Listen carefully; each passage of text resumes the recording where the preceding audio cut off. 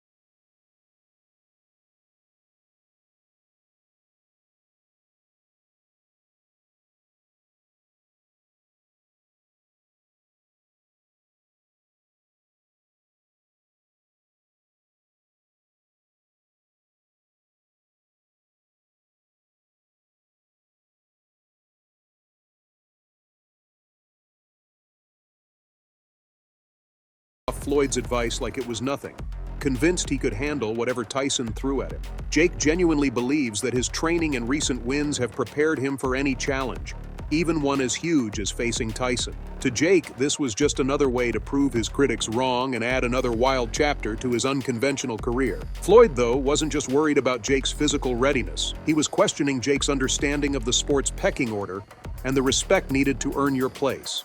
Floyd saw Jake's approach, jumping straight to a heavyweight icon like Tyson, as reckless and disrespectful. To Floyd, Jake was bypassing the traditional gradual climb in favor of flashy, headline-grabbing stunts. This, in Mayweather's eyes, was a dangerous move that disrespected the sport and posed serious risks to Jake's health and career. And let's not forget Floyd's point about Jake's habit of picking his opponents. He called Jake out for cherry-picking fights, choosing easier opponents instead of genuinely testing himself. Floyd argued that this approach wouldn't prepare Jake for a real contender like Tyson. In Floyd's eyes, Jake's reluctance to face tougher opponents showed a lack of true boxing spirit and respect for the sport's tough nature. Of course, Jake's reaction to Floyd's warnings was classic Jake. He shrugged it off, seeing it as more fuel for his confidence fire. Jake's dismissive attitude wasn't just about showing off. It was a calculated move to keep up his fearless, unstoppable image. He thrives on controversy and attention, believing that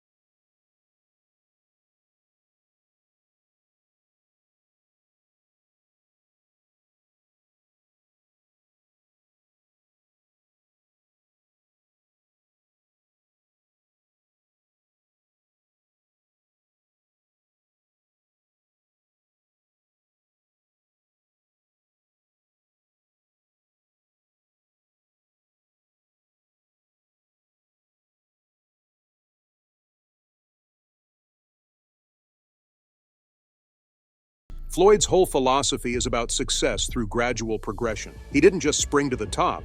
His career was a series of carefully chosen fights that allowed him to build his skills and reputation methodically. Floyd believes young boxers should earn their stripes through hard-fought battles, learning from each experience and gradually facing tougher opponents. This approach is all about respecting the sport's traditions and valuing hard work and perseverance. Now contrast this with Jake Paul's rise in boxing, which has been anything but traditional. Jake didn't climb the ranks through rigorous training and challenging fights. No, he started as a YouTube star and used his massive social media following to jump into the boxing ring. His fight selection has been, let's say, strategic. He's picked opponents that are famous but not necessarily skilled boxers, as I've already told you. Jake's first professional fight was against fellow YouTuber Aneeson Gibb, which he won via technical knockout. Then he fought former NBA player Nate Robinson, who had zero boxing experience. Sure, these fights got a lot of media attention, but they didn't convince hardcore boxing fans of Jake's legitimacy as a boxer. Floyd has been quick to point out this discrepancy, arguing that Jake's rapid rise lacks the foundational discipline and gradual progression that a serious boxing career demands. Then there was Jake's fight against Ben Askren, a retired mixed martial artist with a wrestling background. Jake knocked him out in the first round, which drew both praise from his fans and skepticism from boxing experts who questioned the legitimacy of such matchups. Meanwhile, Floyd's protégés like Davis and Haney have been consistently facing opponents who actually challenge their skills and help them grow as fighters. Floyd's disdain for Jake Paul's approach is rooted in his belief that you can't achieve true boxing greatness through shortcuts. He sees Jake's method as undermining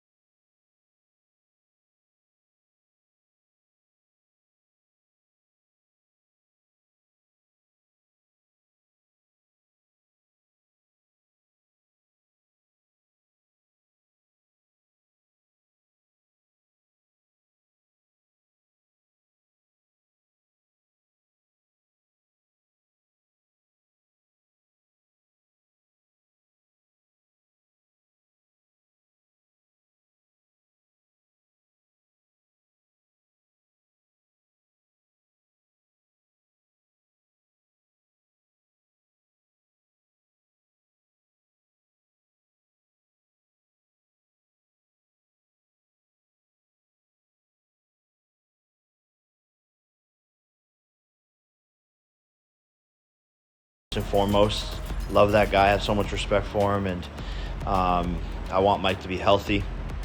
And he says he still is going to knock me out, and I bought myself some time. So Mike is still talking shit over there. But Mike, if you want to do this, like you said, behind closed doors, behind the scenes, you've said you want to do this in Q4. You just need a little bit of time. So I'm ready whenever you are. This is too big of an opportunity. I think this fight's going to change the world, and I turn all my L's into W's. That's a motto I live by. The universe makes no mistakes, so let's see what's in store. But sorry this didn't work out. To everyone, the fans, love you guys. And as we know, when Jake first announced he was going to fight Mike Tyson, the internet exploded. I mean, talk about a buzz. This fight was hyped as a clash of the titans from two totally different worlds. Different date, same fate. I'm gonna knock out Jake Paul. But as the fight date got closer, whispers started flying around. Rumors suggested that Jake was getting cold feet. And who could blame him? Mike Tyson, even